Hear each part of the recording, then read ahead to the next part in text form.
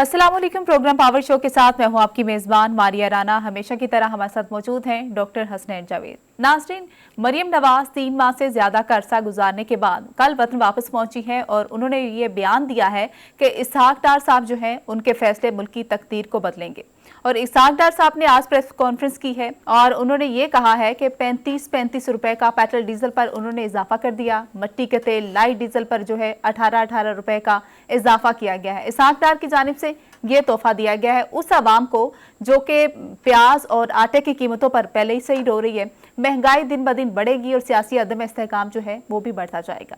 और इस मुनासबत से डॉक्टर साहब, मुझे समझ में नहीं आ रही, इतने ज्यादा इश्यूज हैं, सियासत के हवाले से बात करें, मईशत के हवाले से बात करें, इतने ज्यादा इश्यूज हैं। आप मुझे बताएं मैं कहाँ से शुरू करूं, सियासत पे या फिर मईशत पे? जी, मरियम साहिबा की आमद है तो इस पे मैं उन्हीं का बयानिया और उन्हीं का नारा लेता हूँ कि वोट को इज्जत दो और आवाम को रोने दो। वोट को इज्जत दो, आवाम को रोने दो। लेटर ऑफ क्रेडिट के अंदर जो है अगर आप देख लें तो उसके अंदर ताखीरी हरबे इस्तेमाल हो रहे हैं। हर तरफ से जो है महंगाई का बुरा हाल है। 35 रुपए पेट्रोल बढ़ा दिया। और अभी आपकी आवाम को जो है वो इसहाक डार साहब के अंदर शायद ये जुर्रत नहीं है कि वो कौम को सच बता सकें, तो ये 300 तक बढ़ा देंगे क्योंकि इन्होंने गलत किस्म की सब्सिडीज दी। हर जगह के ऊपर इन्होंने ताखीरी हरबे इस्तेमाल किया। लेटर ऑफ क्रेडिट बंद है। कहीं से 9,000 से ज्यादा जो है वो कंटेनर्स जो हैं वो आपके पोर्ट्स के ऊपर बंद हैं। आपके मुल्क में डॉलर नहीं आ रहा। डॉलर ना आने की वजह से आप हैरान हो जाएं कि आपने एक्सपोर्ट के ऊपर भी टैक्सेस लगा दिए। आपके एक्सपोर्ट टैक्स के ऊपर हालत यह बन गई कि आपने कहा है कि 300 अरब रुपए आवाम की जेबों में से जबरदस्ती टैक्सेस लगाकर आप उनसे वसूल करके फौरी तौर पर आप जो है वो इसके अंदर जखीरे के अंदर जमा करें। तो आप ये देखें कि ये मामला कहां से कहां चले जा रहे हैं। प्याज के ऊपर मैं आपको बताना चाहूंगा, एक गरीब आदमी आम तौर पर आप देखें तो चंद रोटियां लेकर या किसी से मांग कर तो प्याज के साथ खाते हैं। अक्सर मजदूरों को आपने देखा होगा, हमारे जो मजदूर है, हमारी आंखों का तारा है, ये वो लोग हैं जो कि मेहनत कश हैं और मेहनत कश सिर्फ प्याज खाता है। तो वो सालन तो बड़ी दूर की बात, वो खाली अब प्याज से रोटी नहीं खा सकता। कई जगहों के ऊपर सिंध और बलूचिस्तान से जो है वो पाबंदी लगी। अफगानिस्तान, ईरान से अब आप इंपोर्ट नहीं कर पा रहे और ये 250, कुछ जगह पे 320 और कुछ जगह पे 300 के करीब ये प्याज पहुंच गया। लहसन और इस तरह 57 अशियाए खुर्दोनोश की कीमत जो है वो 500-600 रुपए से ज्यादा किलो के ऊपर बढ़ गई। इसी तरीके से मंडियों के अंदर लेने वाला खरीदार कोई नहीं और जो सब्जियां हैं वो पेरिशेबल आइटम होती हैं वो खराब हो रही हैं। इसी तरीके से आप इस निजाम को देख लें। अब आपसे रुपए के ऊपर मांगते हैं। ये गर्दिशी कर्जा आपका 2013 के अंदर 450 था, फिर मुल्क में बढ़ते बढ़ते ये 2022 के अंदर ये तकरीबन 2020 तक ये 2 खरब 30 अरब रुपए बढ़ गया। आज गर्दिशी कर्जा जो है आपका तकरीबन 129 अरब रुपए सालाना के हिसाब से बढ़ता हुआ ये तकरीबन 20 खरब रुपए की खतरनाक हद तक पहुंच गया। 20 खरब रुपए की खतरनाक हद तक पहुंच गया। अब आप ये देखें कि अलार्मिंग, जस्ट एन अलार्मिंग, इससे ज्यादा और क्या करे ये कौम करेगी क्या? अच्छा, आप शौकत तरीन साहब ने एक बड़ी इंपॉर्टेंट बात की और इस टाइम पर मैं आपको बताऊं 15 लोग जो कि ऑस्टेरिटी के ऊपर रहे। ऑस्टेरिटी किस चीज की जी? आप हमारे बिस्किट छीनेंगे, हमारी चाय छीनेंगे। आप कहते हैं चाय पीना कम कर दें, लोग काम करना भी बंद कर दें, खाना पीना बंद कर दें। रोटी आधी का भी कहा गया है। ऑस्टेरिटी ड्राइव का मतलब है कि आप रोटी आधी कर दें। मसलन आपके जो इस टाइम पे हुकूमती खर्चा है वो हुकूमती खर्चा 200 खरब रुपए से 250 खरब रुपए से ज्यादा जा चुका है और सारा का सारा खर्च जो है वो हुकूमत पे हो रहा है। अवाम सिर्फ टैक्स दे देकर पेट्रोल की कीमत नहीं, हमारी गाड़ियां नहीं चल रही। काबीना भी तो वो बन रही है ना जो हुकूमती अखराजात को कम करने के हवाले। वो काबीना में 15 मेंबर में आपने आपकी ही प्रोग्राम के अंदर डॉक्टर जुबैर ने कहा कि मेरा नाम निकाल दीजिए, मैं ऐसी हुकूमत के साथ काम नहीं करना चाहता। खासतौर पर शौकत तरीन साहब और सारे मईशतदान, जितने के चोटी के मईशतदार ने, पूरी दुनिया ने, इंटरनेशनल रिपोर्ट्स ने, सब ने कहा है कि डार साहब के अंदर एथिक और मोरालिटी के मुताबिक उनको जो है वो इस्तीफा दे देना चाहिए। हम मरियम नवाज शरीफ साहिबा से ये रिक्वेस्ट करेंगे कि अगर आप मईशत का कुछ करना चाहते हैं, मईशत का अगर आप कुछ करना चाहते हैं तो सबसे पहले डार साहब को आप जो है उनको कहें कि वो स्टेप बैक हो जाएं। आप जिस मर्जी को लेकर आइए, हमें मईशत बहाल कर। जिस तरह से कल वो वापस आई हैं, जो प्रोटोकॉल आपने देखा होगा, बैनर्स अवेजा थे, जो जश्न मनाया गया, जो तैयारियां की गई हैं, क्या कहेंगे? और अवाम जो नाचने वाली वो अवाम थी जिसके पास आटे के पैसे नहीं है, जिनकी मईशत डूबती जा रही है, और हमें ये तो हम लोग कर रहे थे कि इसहाकडार को आते ही वो उतार देंगी, कुछ इस तरह से कोई बड़ा स्टेप लेंगी, लेकिन कुछ भी नहीं हुआ। वो सिर्फ अपनी कुर्बानियों का जिक्र करेंगी। यूं हुआ कि तमाम लोगों के ऊपर जो MNA से MPs थे उनके ऊपर जो है वो कंपल्शन थी, उन्होंने बिरयानियां और पेप्सियां और पता नहीं क्या क्या जमा करके जो है वो इस्तकबाल किया, सोने के ताज पहनाए गए और ये सारा निज़ाम जो चलता गया। हम पूछना चाहेंगे PMLN के रिप्रेजेंटेटिव से, हम पूछना चाहेंगे कि PTI के ऊपर अगर वो इल्ज़ाम लगाते हैं कि आप लोगों ने जो है वो कर्जा बढ़ाया, लेकिन बढ़ाया ना, गर्दिशी कर्जा उनसे कंट्रोल हुआ ना इनसे कंट्रोल हुआ। ये तो नून लीग तो खास तौर पे जो है वो हमारी मईशत के भंवर से निकालने आई थी, करने क्या आ रही है। नाज़रीन, टारपा PTI नदीम कुरैशी साहब हमारे साथ मौजूद हैं। सर, बहुत शुक्रिया आपके वक्त का। सर, मरियम नवाज साहिबा कल वापस आई हैं, उनका भरपूर इस्तकबाल किया गया है, आपको क्या लगता है कितनी मकबूलियत हासिल कर ली है उन्होंने? बिस्मिल्लाह रहमान रहीम, बहुत शुक्रिया आपका।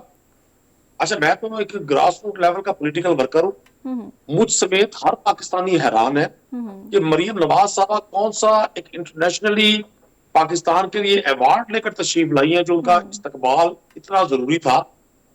और उनके इस्तकबाल के बाद आज जो ये पेट्रोल मसनूआत पर पाकिस्तान की गरीब आवाम को जो इंजेक्शन लगा है, ये महंगाई का इंजेक्शन जिसने आज लोगों को बदहाल कर दिया है, क्या ये मरियम नवाज साहब की आमद की खुशी में ये लोगों को तोहफा दिया गया?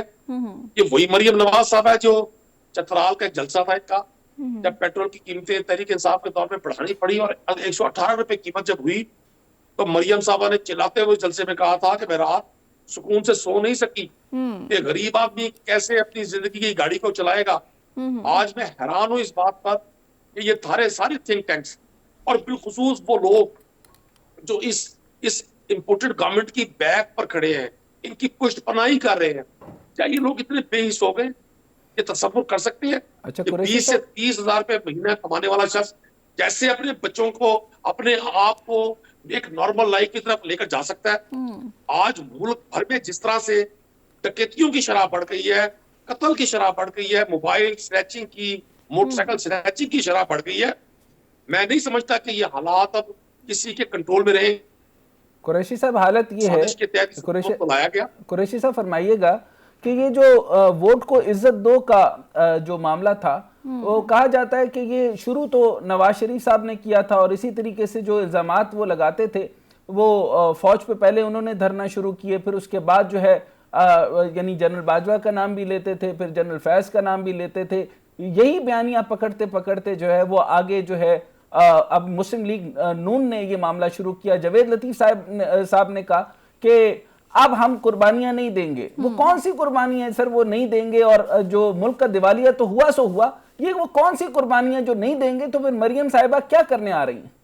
देखिए, ये विकेट की दोनों जाने खेल रहे हैं। ये लोगों को जितना बेवकूफ समझते हैं, लोग उतने बेवकूफ है नहीं। ये बैक वक्त इक़्तिदार में भी है और उसी वक्त में, उन्हीं लम्हों में, उन्हीं सातों में, उन्हीं जगहों पर बैठकर ये शायद ये लोगों को पैगाम दे रहे हैं कि वो इस सिस्टम से ताल्लुक नहीं रखते। मेरे लिए बड़ी हैरानी की बात है कि साबिक वज़ीर-ए-आज़म शाहिद खान अब्बासी अगले रोज चैनल पे कह रहे थे जी मैं गवर्नमेंट में नहीं हूं, मेरी पार्टी गवर्नमेंट में है। मतलब कितनी हैरान कुन ये अंदाजे गुफ्तगू है। और लोगों को अब दीवाना समझना, लोगों को बेवकूफ समझना, लोगों को ये समझना कि हम सारी कौम इन बातों पर यकीन कर लेगी, ये आज खुद एक बेवकूफी है। भैया, आप लोगों ने एक चलती गवर्नमेंट को आप सिर्फ मार्च 2022 में चले जाएं, आप उस वक्त डॉलर का रेट देखें, पाकिस्तान के जो बैरून मुल्क पाकिस्तानी थे उनकी तरसीलात देखें, पाकिस्तान के नेशनल रिजर्व देखें, पाकिस्तान में उस वक्त जितने प्रोजेक्ट्स पे काम हो रहा था, वो हेल्थ कार्ड हो, वो लंगर खाने हो, वो एहसास प्रोग्राम हो, वो आबी ज़खायर हो, लातादाद प्रोग्राम्स थे। पाकिस्तान एक स्मूथ मूवमेंट की तरफ आगे बढ़ रहा था। सर, बात ये बताइए कि अब देखें कीमतें बढ़ गई, स्मगलिंग डॉलर की बेशुमार हो गई, मईशत का बुरा हाल है। आपसे आवाम से उन्होंने जोर लगा दिया IMF की इंस्ट्रक्शन के ऊपर कि 300 अरब रुपए कम से कम फौरी तौर पे जो है वो खजाने में डालें। और इवन ये हो गया कि एक्सीडेंटल टैक्स के ऊपर कहा कि जो फ्लड का टैक्स है वो भी आवाम दे। तो IMF कह रही है कि इतना जुल्म आवाम पे ना करें। अच्छा, मुझे आपसे सवाल ये है सर कि आपकी पाकिस्तान तहरीक इंसाफ इस चीज को रोक कैसे रही है। सर, ना डार साहब से आप इस्तीफा ले पा रहे हैं, ना मामलात हो रहे हैं। आप लोगों ने यहाँ पे दोनों, यानी पंजाब में भी हुकूमत छोड़ दी, केपीके में भी छोड़ दी, यानी स्ट्रेटेजी तो आप लोगों ने इस्तेमाल नहीं की और उनको खुला छोड़ दिया और आपने उनको जो है वो अपना काम करने दिया। रिजर्व्स हमारे खत्म हो रहे हैं, जब रिजर्व्स खत्म हो रहे हैं तो अब आप हुकूमत में आके करेंगे क्या? अगर आपने यहां ना रोका, और मुख्तलिफ केसेस भी हैं, आपने जो इंटरिम गवर्नमेंट के अंदर जो है वो मोहसिन नकवी को जो है वो ऊपर आ गए, अब वो मामला अदालत में जाएगा, तो हल जो है वो निगोशिएशन है या अदालत है? देखिए, पहली गुजारिश तो मैं आपसे करता हूं, पाकिस्तान तहरीक इंसाफ के अलावा और कौन सी पॉलिटिकल पार्टी है जो वक्त के इन इन इन नाखुदाओं के खिलाफ नफरत आजमाए? और पाकिस्तान तहरीक इंसाफ ने बतौर पॉलिटिकल पार्टी वो कौन सी तकलीफ बर्दाश्त नहीं की जिसका माजी में तस्वुर भी नहीं किया जा सकता था कि किसी पॉलिटिकल गवर्नमेंट में पॉलिटिकल लोगों के साथ इतना जुल्म हो, जबरो, इस्तबदाद, FIR, मुकदमात, इवन लोगों को कत्ल करने जैसी घनौनी जो खेल खेला गया वजीराबाद में, जिसमें इमरान खान साहब जख्मी भी हुए और अल्लाह की रहमत से वो महफूज रहे। अगर हमने 2 असम्बलियां कुर्बान की, वो भी इसलिए की। लेकिन सर, ये हल तो असेंबली में निकलना चाहिए था ना, सेनेट में और असेंबली में निकलना चाहिए था। आप तो सड़कों पे इंकलाब ला रहे हैं, इंकलाब से तो मामला हल नहीं होगा, ना एजिटेशन से होगा। बेनजीर साहिबा ने भी बहुत सारे मामला थे, उसका हल जो है उन्होंने सड़कों पर नहीं निकाला था, ये असेंबली और सेनेट से निकलना है। आप क्या फरमाएंगे?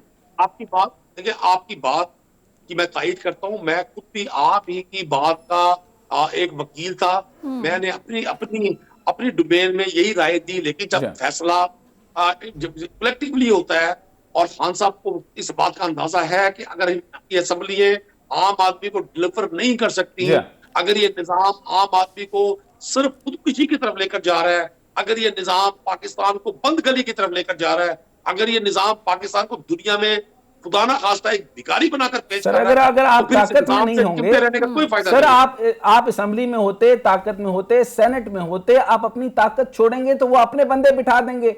आपने टेक्नोक्रेटिक गवर्नमेंट देखी, आपने देखा कि 11 कैसे कैसे मेंबरान, यानी आप ऐसे नाम देखेंगे कि आप वो तस्वुर भी नहीं कर सकते कि पाकिस्तान की मईशत को ये लोग चलाएंगे। अब आपने नाम दे दिया, अब वो 35 पंक्चर लगाएं या 35 पता नहीं, अब 35 कुछ और करेंगे, तो आपने तो निजाम खुला छोड़ दिया। तो सर मुझे ये बताएं कि ऊपर से फवाद चौधरी साहब जो हैं वो जिस तरह की बगावती बातें कर रहे हैं, इस तरीके से निजाम तो नहीं चलेगा। अब पुराना दौर तो चला गया कि जिसके अंदर माओ का इंकलाब आना है, या माओ जेतुंग का, या स्टालिन का इंकलाब आना है, या कम्युनिस्ट इंकलाब आना है, या सुरखा इंकलाब आना है। अब तो सर बैठ के निगोशिएशन की बात होगी। तो इसमें हम कहां लैग कर रहे हैं? और पीटीआई जो है वो आवाम की खाली वाहिद आवाज बन के रह गई है। तो उसका तरीकाकार कैसे है? डार साहब कैसे इस्तीफा देंगे और इस मईशत को कैसे बहाल करेंगे, या मरियम नवाज हमारे पर राज करेगी हमेशा? कतई ऐसा नहीं होगा।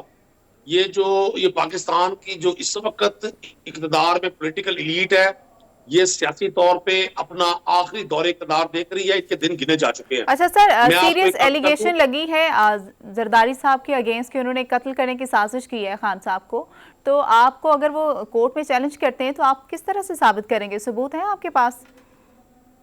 एक चीज गुजारिश कर दूं, बेनजीर भुट्टो साहबा ने भी अपनी असैसिनेशन से पहले कहा था और बहुत सारी चीजें रिटर्न में दी थी कि मेरी जान को खतरा है फला फला शख्स से, और लोगों ने उस वक्त उनका भी मजाक उड़ाया था और बाद में वो उनको शहीद किया गया और कौम एक अच्छे ऐसे लीडर से महरूम हो गई जो महरूम तबकों की बात करता था। मैं आपको अर्ज कर दूं, अगर इमरान खान साहब ने ये बात की है तो यकीनन उनके पास सबूत होंगे। वो पाकिस्तान के प्राइम मिनिस्टर रहे हैं, पाकिस्तान की वो टॉप की agencies, investigating agencies, secret agencies उनके अंडर काम करती रही हैं, उनको इंफॉर्मेशन होगी। और कोई तो वजह उन्होंने आसिफ जरदारी का नाम लिया, उन्होंने शहबाज शरीफ का नाम नहीं लिया या किसी और शख्स का नाम नहीं लिया। जब कोई शख्स इतने बड़े लेवल पर कोई बात करता है तो पूरे शवाहिद और पूरे तजर्बे की बुनियाद पर करता है। सेकंड, मैं आपको बता दूं, पाकिस्तान में बहुत सारे ऐसे अलमनाक हादसात हमारी जमहूरी तारीख का हिस्सा है कि लोग अपनी जिंदगी में कहते रहे कि हमारे साथ ये वाकया होने वाला है, तवज्जो ना दी गई, बाद में उनके जनाजों पर भुट्टो साहब ने भी कहा था भुट्टो साहब ने कहा था इफ आई एम असैसिनेटेड, वो भी हो गया। बेनजीर साहिबा को भी ऐसा ही लगता था, ऑफ कोर्स उनको बिल्कुल ठीक लगता था। अब जो है वो खान साहब के ऊपर एक अटेम्प्ट हो गई, और दूसरे भी वो बिल्कुल दुरुस्त फरमा रहे होंगे, लेकिन अदालत सबूत मांगेगी, हम सबूत खेलते रहेंगे, लेकिन ये मामला तो ऐसे नहीं चलेंगे। हमारे पास क्या मईशत का हल है, सियासत का हल है, और रियासत किस जानिब जा रही है? Final statement sir. डॉक्टर साहब, मईशत के हवाले से ही जब पीटीआई की गवर्नमेंट थी तब भी आईएमएफ ही आपके पास भी प्लान था, इकोनॉमी से रेलेवेंट जो है, आईएमएफ से ही उनकी ही शराइत के मुताबिक आप लोग जो है वो कीमतें बढ़ाते रहे। आपके पास भी अभी भी दोबारा भी अगर आपकी गवर्नमेंट आती है तो आईएमएफ के अलावा आपके पास क्या रोड मैप है, क्या प्लान है इकोनॉमी को लेके? देखिए, जिस तरह से मुल्क को पिछले 40 साल में कर्जों की दलदल में धकेला गया, तो यकीनन आईएमएफ एक हल था, लेकिन पाकिस्तान तहरीक इंसाफ ने पैरेलल बहुत सारे सॉल्यूशंस पर काम किया हुआ था। हाँ, लेकिन आईएमएफ जब आप लोग आईएमएफ की तरफ जाते हैं तो वो ठीक है, लेकिन जब वो पीएमएलएन उसकी तरफ जाती है तो आप लोग उसके ऊपर फिर आवाज उठाते हैं, तो ये तो कोई मतलब खुला तजाद नहीं है आपके इस बयान पे? आप अगर मेरी बात मुकम्मल होने देंगी तो बात आपको भी समझ आएगी, देखने वालों को भी समझ आएगी। मैंने अर्ज किया आपको कि जब आप एडिक्शन करते हैं किसी सोसाइटी को, किसी मुआशरे को एडिक्ट करते हैं किसी मुल्क की मईशत को, कि उसने चलना ही कर्जों पर है, तो फिर उसको वहां से निकालने के लिए कुछ शॉर्ट टर्म हल निकालने पड़ते हैं। आपने देखा कि इमरान खान साहब की अपील पर पाकिस्तान के जो बैरून मुल्क पाकिस्तानी है, उन्होंने $30 अरब तकरीबन फॉरेन रेमिटेंसेस की सूरत में भेजे। पाकिस्तान में टैक्स नेट में इजाफा हुआ। पाकिस्तान की हिस्ट्री का सबसे ज्यादा टैक्स कलेक्ट हुआ उस दौर में। पाकिस्तान के और बैरून मुल्क पाकिस्तानी दोस्तों ने पाकिस्तान पर एतबार किया। आज इनको एक पैनी देने में कोई तैयार नहीं है। ये झूठ बोलते हैं, कहते हैं जी मैं अपने कपड़े बेच दूंगा और मुल्क को बचाऊंगा। इन्होंने तो मुल्क को बेचना शुरू कर दिया। अच्छा सर, रूस से सस्ता तेल लेने जी, रूस से सस्ता तेल लेने की तरफ जा रहे हैं, इस खबर को किस तरह देखते हैं आप? भाई, इनको आप चाहिए ही अपने घर जाए। इन्होंने जो करना था, जो टारगेट पूरा करना था, वो इन्होंने पूरा कर लिया। ये कौम इनकी मुंतजिर है कि जितना या आज पाकिस्तान के जितने इंटेलेक्चुअल्स हैं, आप समेत जो लोग नदीम कुरैशी साहब रहनुमा पीटीआई हमारे साथ मौजूद थे, अपनी राय का इजहार कर रहे थे। सर, बहुत शुक्रिया आपके वक्त का। नाज़रीन, एक ब्रेक लेंगे, ब्रेक के बाद वापस आएंगे हमारे साथ। ब्रेक के बाद खुशामदीद। नाज़रीन, माहिर मुआशियात मुजम्मल असलम साहब हमारे साथ मौजूद हैं। सर, बहुत शुक्रिया आपके वक्त का। जी सर 200 अरब के नए टैक्सेस जो हैं वो आने जा रहे हैं। रिपोर्ट के मुताबिक हुकूमत ने आईएमएफ के मुतालिबात जो हैं वो तस्लीम कर लिए हैं और 200 अरब रुपए के नए टैक्सेस लगाने के लिए 2 मुसवदा ऑर्डिनेंस जो है वो तैयार कर लिए हैं। किस तरह से देखते हैं? देखिए जी, देखना क्या है इसको, ये तो सादी सी नाअहली है, क्योंकि ये 200 अरब रुपए के टैक्सेस जो है, हुकूमत ने जो बजट में तखमीना लगाया था कि जितने उनको टैक्स मजमूई तौर पे दरकार है, उस हदफ से पीछे है। और उस हदफ से पीछे होने की वजह से आईएमएफ ने कहा कि आप अब मजीद टैक्सेस लगाएं ताकि ये हदफ पूरा हो सके। तो और ये हदफ क्यों नहीं पूरा हुआ? वो मईशत की सुसरवी थी, और जिस तरीके से आए दिन नए से नए जिसे कहते पाबंदियां लगाते रहे, पहले दरामदात से लगाई, फिर बिजली के बिल बढ़ाए, तो इस तरह की चीज फिर टैक्सेस लगाते रहे, तो वो तमाम चीजें हमने देखी। वो मईशत जो है बिल्कुल चौक हो गए, फिर उसके ऊपर सैलाब आ गए।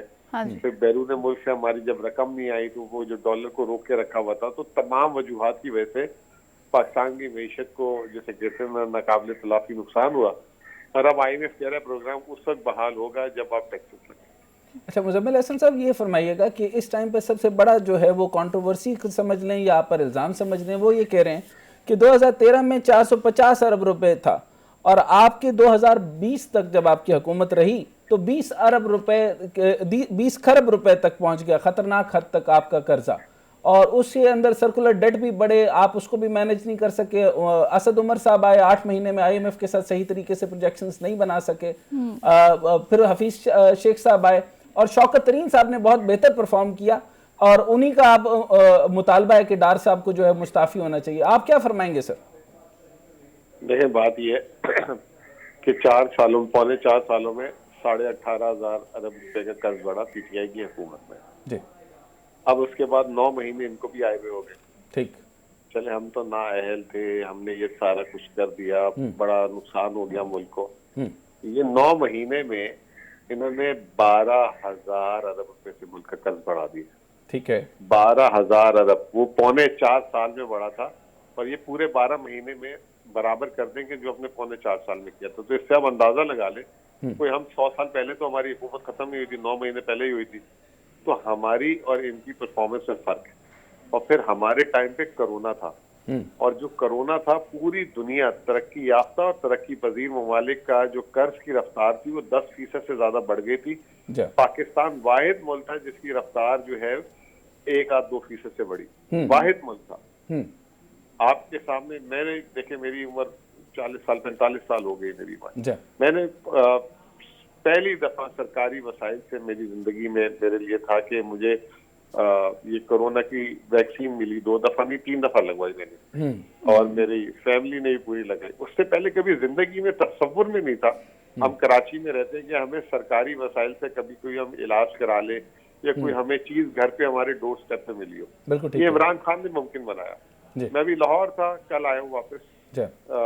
जिस गाड़ी वाले ड्राइवर के साथ घूम रहा था उसकी वालदा गिर गई, उसकी वालदा की कूलों की हड्डी टूट गई। वो अभी भी सेहत कार्ड, वो कहता अगर सेहत कार्ड नहीं होता हम अपनी वालदा को ऐसे चारपाई पे छोड़ देते। प्राइवेट हॉस्पिटल से उसका सेहत कार्ड की वजह से इलाज हुआ। दुआएं दे रहे लोग, और दूसरी तरफ ये बातें कर रहे, ये जो है इनको अपनी सर्जरी कराने के लिए कह रहे कि जी हमें दुनिया में 2 जगह सर्जरी होती है। इनकी ही वाहिद सर्जरी है जो सिर्फ पाकिस्तान में नहीं होती, बाकी पूरी दुनिया में। अच्छा सर, ये बताएं, आप मुशीर खजाना भी रहे, आपने उस वक्त में महंगाई देखी, क्या मेजर गड़बड़ थी? आज 35 रुपए ये बढ़ाने जा रहे हैं, लेकिन ये पेट्रोल आप क्या देखते हैं कि क्या 300 रुपए टच करेगा? और डॉलर के साथ क्या हरकत इन्होंने की, जिसके ऊपर डार इकोनॉमिक्स कहते हैं या डार मेलोड्रामा कहते हैं, जो बुरी तरीके से फ्लॉप हो गया, इसकी अवामी रीजंस बताएं सर, ताकि आवाम को पता चले। देखिए, बात सीधी सी है कि आपकी आमदनी बढ़नी चाहिए। आमदनी नहीं बढ़ेगी तो आप कर्ज लेने जाएंगे।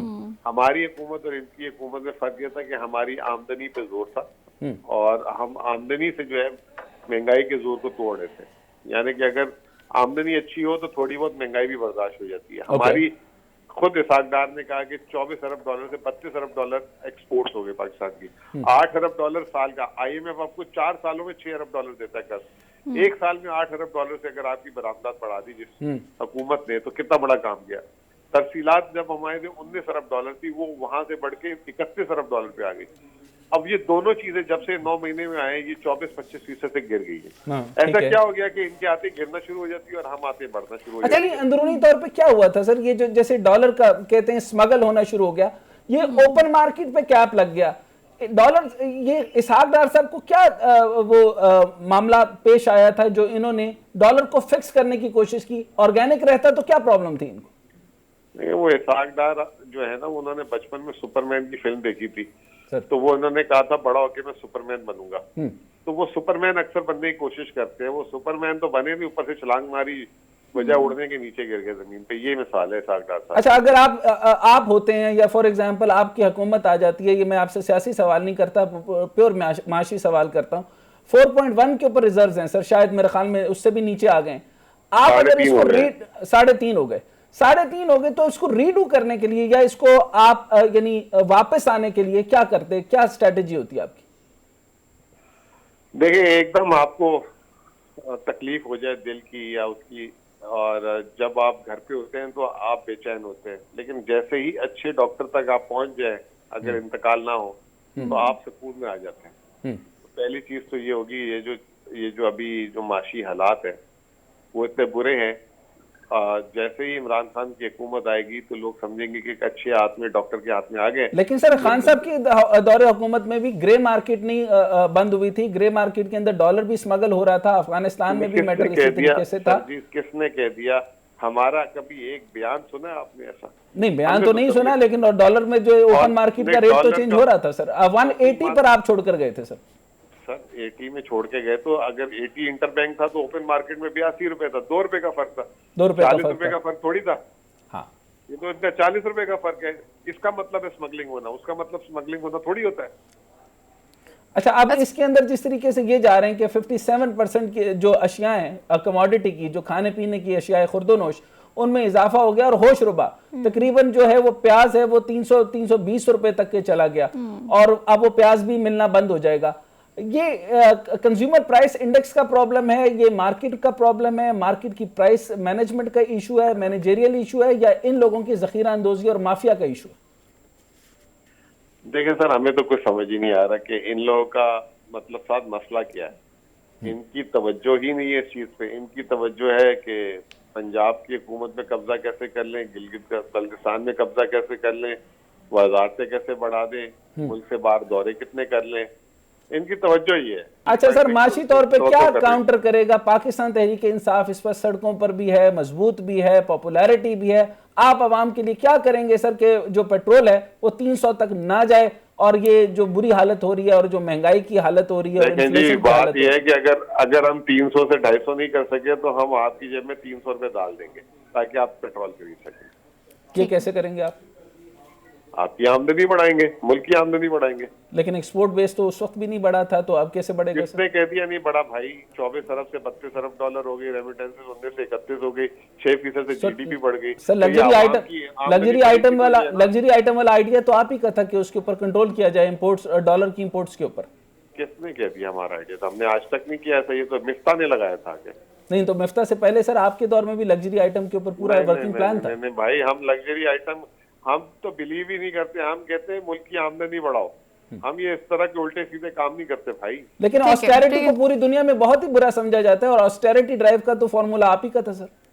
कौन सी ऑस्टेरिटी की? जी, जो आपने ऑस्टेरिटी नहीं शुरू की थी, आपने कहा था कि हुकूमती तौर के ऊपर उसको वो तो अच्छा है खत्म ना करना कि चाहिए। अगर सरकारी मुलाजमीन अगर अवाम के वसाइल को गलत खर्च करेंगे तो उसको रोक रहे थे, अवाम को थोड़ी रोक रहे थे कि आप खर्च करना रोक तो दें। सर दोनों में ठीक है रिजल्ट्स सर। नहीं मिले ना, ठीक है। नैब से हम पैसा निकाल सके, ना हम स्विस बैंकों से निकाल सके, ना बाकियों से निकाल सके। मेरे भाई जरा 2018 से 2022 तक की रकम 450 अरब रुपए नैब से निकलवाए। आप कह रहे नैब से रकम नहीं सर नैब वाले मुशीर खास तो चले गए सर, वो तो कभी नजर ही नहीं आए, भाग गए। वो मैं क्या कर सकता हूँ? कहाँ भाग गए? जब नौकरी खत्म ठीक है सर। सर टाइम कम है, आपका पॉइंट आ गया। माफियात मुजम्मल असलम साहब हमारे साथ मौजूद थे, अपनी राय का इजहार कर रहे थे। नाजरीन एक ब्रेक लेंगे, ब्रेक के बाद वापस आएंगे। ब्रेक के बाद खुशामदीद नाजरीन। तजियाकार मजहर बरला साहब हमारे साथ मौजूद हैं। सर बहुत शुक्रिया आपके वक्त का।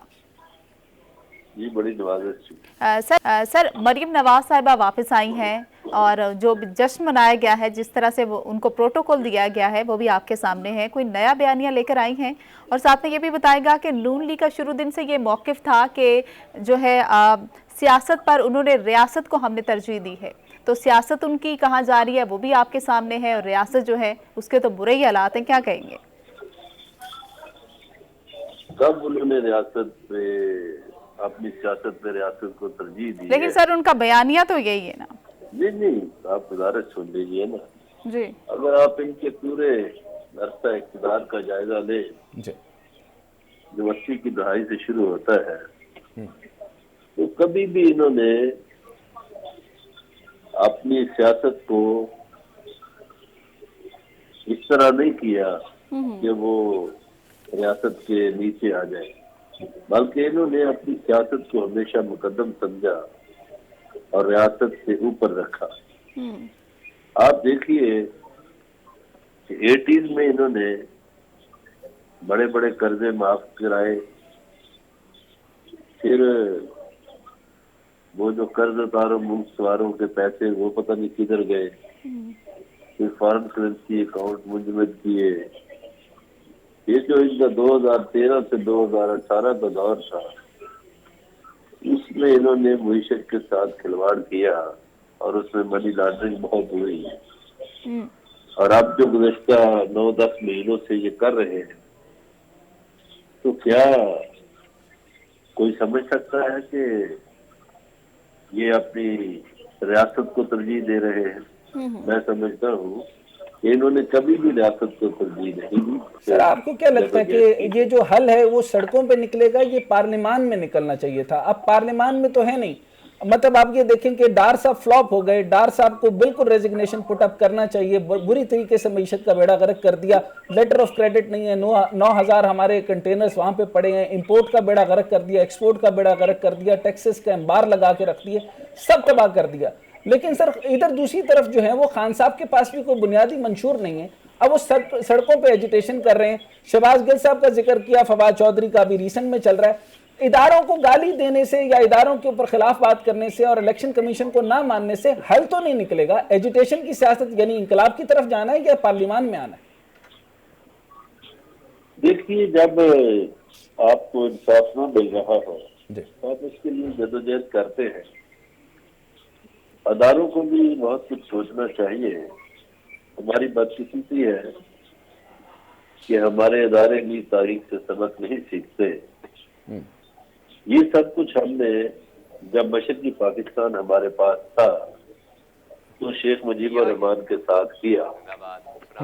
शेख मुजीबुर रहमान को जेल में भी डाल के देख लिया, मगर देखिए कि शेख मुजीबुर रहमान तो वही खड़ा रहा और उसके फॉलोअर्स इतने बढ़ गए कि पाकिस्तानी फौज में भी उसके फॉलोअर्स पैदा हो गए। ठीक है।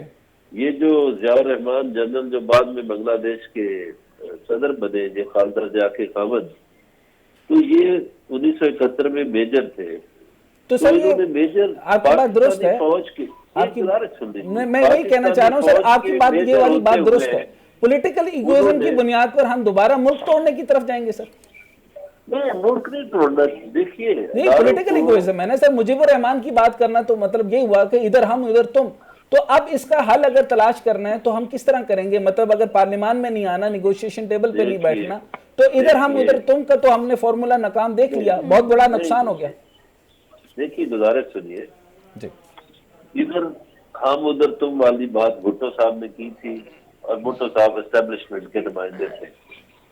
आज भी जो एस्टेब्लिशमेंट के नुमाइंदे हैं उन्हें ना कौम का ख्याल है ना हम लोगों का ख्याल है। मैं समझता हूँ कि पाकिस्तानी आप पार्लियामेंट का बार बार जिक्र कर रहे हैं ना जी तो शाहिद खान अब्बासी इस मुल्क के वजीर आजम रहे हैं। जी जी, उन्होंने ये फरमाया हाल ही में कि पार्लियामेंट के पास तो इख्तियार ही नहीं है। ठीक है। आधे इख्तियार उन्होंने जुडिशरी की तरफ मुंतकिल कर दिए। हल क्या सर? आपने रिफॉर्म क्यों नहीं किया? 4 साल में इमरान खान साहब ने रिफॉर्म तो किए नहीं, आप क्या कहेंगे? आप तो बिल्कुल गैर जानिबदार बात करेंगे ना सर। जी, रिफॉर्म्स उन्होंने करने की बड़ी कोशिश की।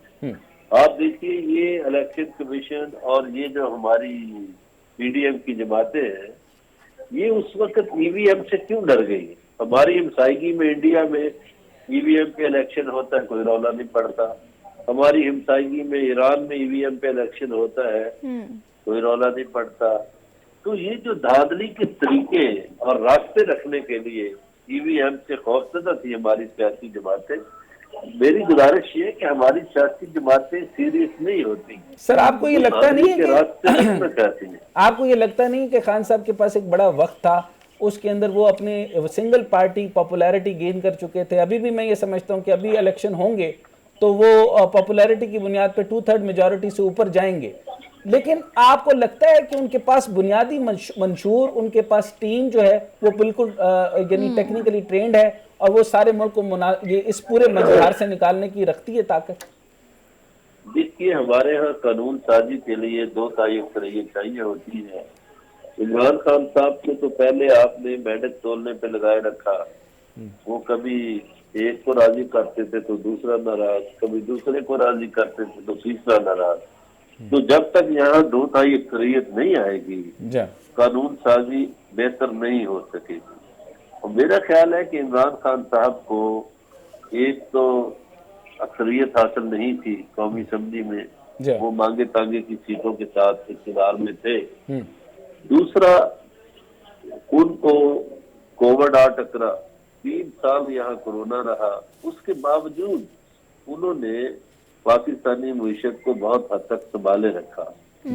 अब तो कोरोना भी नहीं है। सर मईशत की कहानी तो लंबी है ना। असद उमर 8 महीने तक बिल्कुल मईशत को नहीं संभाल सके। IMF का उन्होंने वहां से जो है निगोशिएशन खराब की, जो आज तक नहीं संभल सकी, वो तो बात अलग है। उसके बाद उन्होंने बुज़दार साहब को नाफिज कर दिया। परवेज इलाही साहब मुसलसल ये कहते रहे और आज यही बात हुई कि आपने फिर एक गलत फैसला लिया और परवेज इलाही साहब को हटना पड़ा। उन्होंने 4 महीने में वो काम कर दिया जो कि 4 साल में नहीं हो सकता था। रेस्क्यू 112 भी आई, बेहतरीन निजाम भी बना। तो परवेज इलाही चॉइस क्यों नहीं थे खान साहब की? बुज़दार साहब क्यों? देखिए 40-50 साल की खामियों को आप सिर्फ इमरान खान की खामियां न कहें, उसके 3.5 साल दौर को 40 साल से तो कंपैरिजन नहीं किया जा सकता। अब जब आप कहते हैं कि परवेज इलाही क्यों नहीं, तो देखिए परवेज इलाही एक इत्तेहादी जमात में थे, उनके पास 10 सीटें थी, तो उनकी अपनी पार्टी के पास ज्यादा सीटें थी। हाँ, वो बुज़दार साहब की जगह किसी और शख्सियत का तो अगर मैं इंतखाब वन लाइनर कर सकते कहूं कि बुज़दार साहब नाअहली की निशानी रहे हैं, तो आप उसके ऊपर एग्री करेंगे सर? बिल्कुल एग्री करूंगा। मुझे इससे इत्तेफाक है कि वो जो उन्हें करना चाहिए था वो नहीं कर सके, और हालांकि एक बड़े सूबे में बहुत कुछ हो सकता था, जी मगर जो इमरान खान की वफाकी हुकूमत है उसको आप इससे इत्तेफाक करना पड़ेगा कि कोरोना में उन्होंने बेहतरीन हिकमत अमली अपनाई और लोगों ने, दुनिया ने शाबाश दी। तो वो भी सर एनडीएमसी के जो थे वो मेजर जनरल थे, उन्होंने किया था, उसमें भी उनका खास कमाल नहीं था उनकी कैबिनेट का। चले सेफ कार्ड में तो उनका कमाल नहीं है ना, या जो वाशी ग्रोथ थी 6%, 6 इशारिया तो किसी सूरत नहीं सर, वो 4 इशारिया से भी नीचे थी सर। राइट। चलो अभी देख ले, अभी तारीख वो में लोग सबसे हैं ज्यादा ना, कर्जे अभी लेने वो वाली कर बात लें। भी उन्हीं के दौर में थी ना तारीख। देखिए मैं आपके साथ बहस नहीं करना चाहता कि कौन था, हुकूमत तो उसकी थी ना, ये दौर गिना जाता है कि किसका दौर था। अब जी जो ठीक है तबाही सर। हो रही है, जी बिल्कुल। अभी भी वो लोग जो तो कुछ उसके भुगतना साथ पड़ा है हैं। सर इस जमहूरियत की वजह से आवाम को भुगतना पड़ेगा, ये बात दुरुस्त है।